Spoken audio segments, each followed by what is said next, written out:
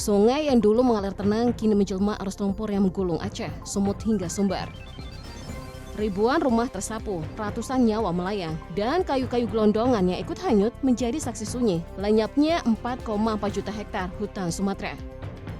Ironinya, saat pejabat ramai menyalahkan cuaca ekstrim, catatan perizinan sejak era SBY sampai Jokowi justru memperlihatkan bagaimana jalur menuju bencana ini dibuka perlahan, tahun demi tahun. Sekarang pemerintah berjanji akan mengevaluasi izin tambang, tapi pertanyaan besarnya tetap sama, siapa sebenarnya yang paling diuntungkan? Tetap bersama kami karena jawabannya tersembunyi di 7 hingga 10 provinsi yang akan kita bongkar sesaat lagi.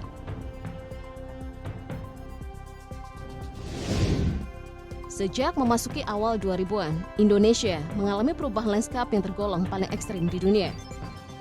Catatan data global memperlihatkan bahwa sepanjang 2001 hingga 2024, Indonesia telah kehilangan sekitar 32 juta hektar tutupan pohon, setara dengan 20% dari total tutupan pohon pada tahun 2000.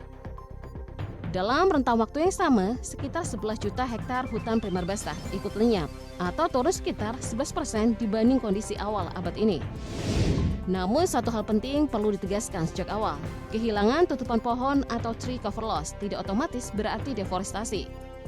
Istilah ini mencakup hilangnya pohon akibat berbagai faktor, mulai dari kebakaran hingga panen tanaman hutan, sehingga tidak selalu menandakan hutan benar-benar hilang. Deforestasi sendiri merujuk pada hilangnya hutan secara permanen akibat aktivitas manusia. Tutupan pohon juga tidak selalu identik dengan hutan, dan peningkatannya pun belum tentu mencerminkan pemulihan ekosistem. Meski begitu, kebakaran hutan kerap menjadi alat utama pembukaan lahan. Bahkan Presiden ke-6 RI, Susilo Bambang Yudhoyono, pernah menyampaikan secara terbuka bahwa sekitar 70% kebakaran hutan dilakukan dengan sengaja oleh perusahaan. Jangan ada dusta di antara kita. Dalam Presidential Lecture 2015, yang menjelaskan pola yang terus berulang. Perusahaan memerintahkan pembakaran, masyarakat ikut terseret, lalu situasi diperparah oleh musim kering ekstrim. Memasuki periode berikutnya, pembukaan hutan tidak berhenti, hanya berganti jalur. Proyek energi, perkebunan pangan berskala besar, hingga sistem perizinan yang makin disederhanakan menjadi pintu legal bagi ekspansi. Dalam kerangka inilah, kartu lain sengaja, ekspansi korporasi, dan deforestasi terencana berpadu menjadi fondasi paling gelap dari bencana ekologis yang kini kita saksikan. Di titik ini, kita mulai melusuri provinsi-provinsi dengan kehilangan hutan paling parah. Hilangnya 32 juta hektar tutupan pohon Indonesia sepanjang 2001 hingga 2024 memang tidak terjadi secara merata. Namun satu hal pasti, angka tersebut menempatkan Indonesia dalam daftar 10 negara dengan deforestasi terbesar di dunia.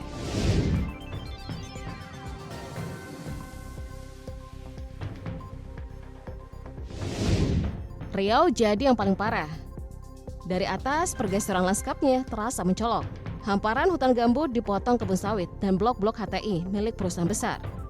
Sepanjang 2001 hingga 2024, tutupan pohon yang hilang mencapai 4,3 juta hektar, termasuk 2,1 juta hektar hutan primer. Lebih dari setengah hutan primer Riau menyusut. Khusus 2024, sekitar 27.000 hektar hutan alam lenyap. Akar masalahnya jelas alih fungsi lahan, terutama dorongan ekspansi sawit dan HTI, yang mengubah gambut menjadi blok perkebunan skala besar.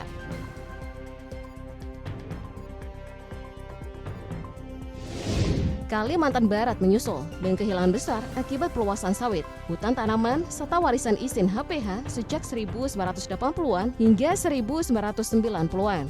Dalam periode 2001 hingga 2024, Kalbar kehilangan 4,2 juta hektar tutupan pohon dan 1,4 juta hektar hutan primer, sehingga hutan primer turun sekitar 20%. Pada 2024 saja, 31.000 hektar hutan alam hilang. Polanya didominasi ekspansi perkebunan, lalu penerbangan, perladangan bergilir, serta kebakaran yang memicu hilangnya 360.000 hektar tutupan pohon.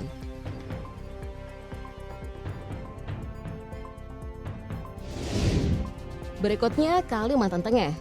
Sejak 2002 hingga 2024, kehilangan hutan primernya mencapai 1,7 juta hektar. Dengan total tutupan pohon hilang 3,9 juta hektar, memicu emisi hingga 3 gigaton CO2e. Tahun 2024 sendiri mencatat 42.000 hektar hutan alam hilang. Penyebabnya berlapis, perladangan, komoditas keras, penebangan, dan kebakaran hutan yang meluas sampai 900.000 hektar.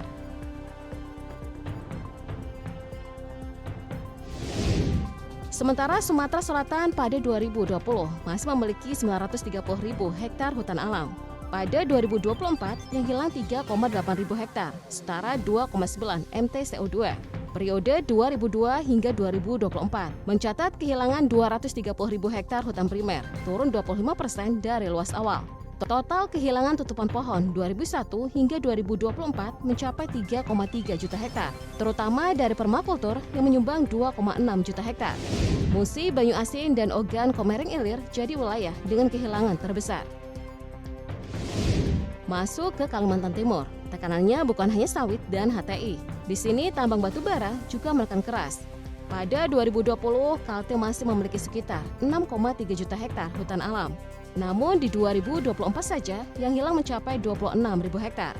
Jika dilihat dari periode 2002 hingga 2024, hutan primer yang lenyap sudah 760.000 hektar atau menyusut sekitar 12% dari luas awal.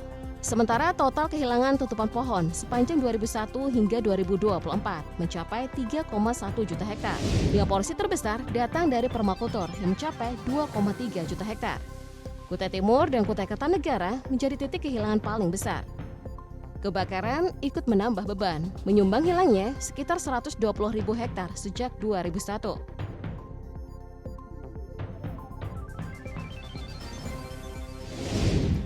Berikutnya Jambi.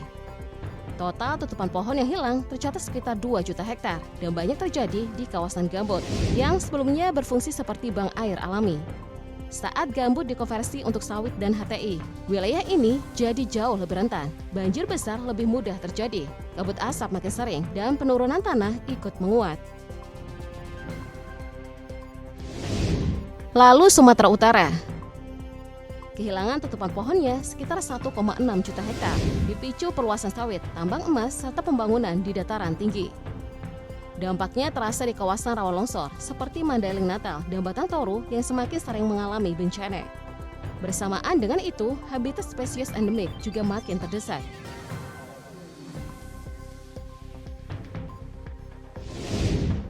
Di Kalimantan Selatan, sekitar 930.000 hektar hilang dan banyak dikaitkan dengan tambang batu bara yang meninggalkan ribuan lubang bekas galian. Lubang-lubang ini mengubah bentang alam, mengganggu aliran sungai, dan memperparah banjir musiman yang kini rutin melanda.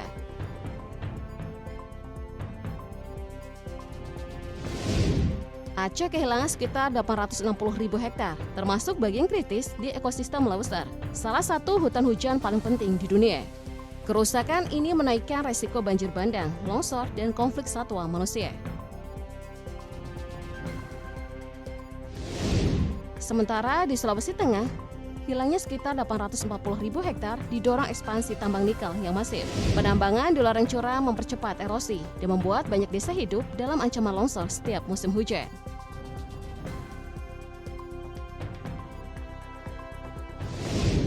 Lalu muncul pertanyaan kunci, sejauh apa keputusan politik di era SBY dan Jokowi ikut membantu krisis yang kita lihat hari ini? Walau situasi politik dan ekonominya berbeda, jejak yang tertinggal terlihat mirip. Deforestasi berjalan resmi lewat kebijakan, pelepasan kawasan hutan, dan laju ekspansi korporasi berskala raksasa.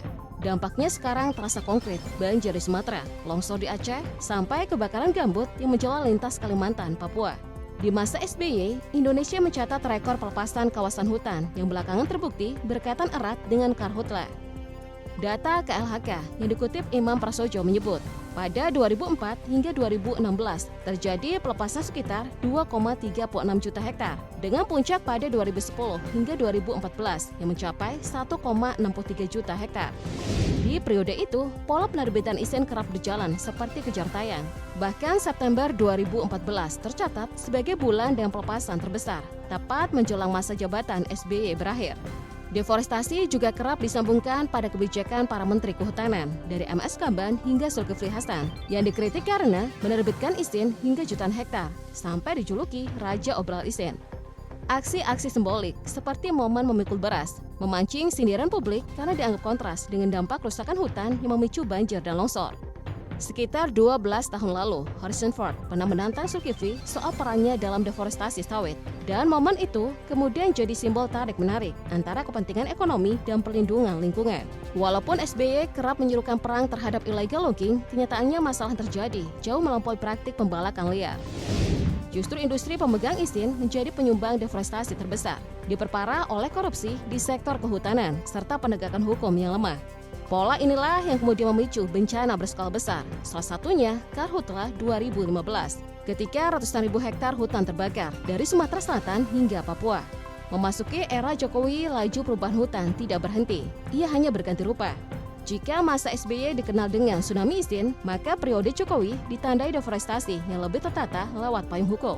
Omnibus Law, reformasi perizinan, dan percepatan pembangunan infrastruktur menjadi instrumen utama. Pelepasan kawasan hutan dalam skala raksasa untuk proyek strategis nasional, seperti pembukaan 486.939 hektar di Papua Selatan, memperlihatkan peran negara dalam mendorong pembukaan lahan atas nama pangan, energi, dan investasi strategis, seringkali tanpa persetujuan masyarakat adat. Di titik inilah akar banjir dan longsor di Sumatera bisa dilihat dengan jelas. Penyebabnya bukan semata cuaca ekstrim, melainkan rangkaian keputusan politik yang telah mengubah hutan jauh sebelum bencana datang. Kawasan yang dulu berfungsi sebagai penyangga air, penahan erosi, dan pengatur iklim lokal perlahan diganti oleh monokultur, tambang, dan proyek-proyek yang mengabaikan daya dukung alam. Saat hujan turun lebih deras, tanah tanpa tajuk pelindung tak lagi mampu menyerap air. Sungai pun meluap, lereng runtuh, dan desa-desa terseret aliran lumpur.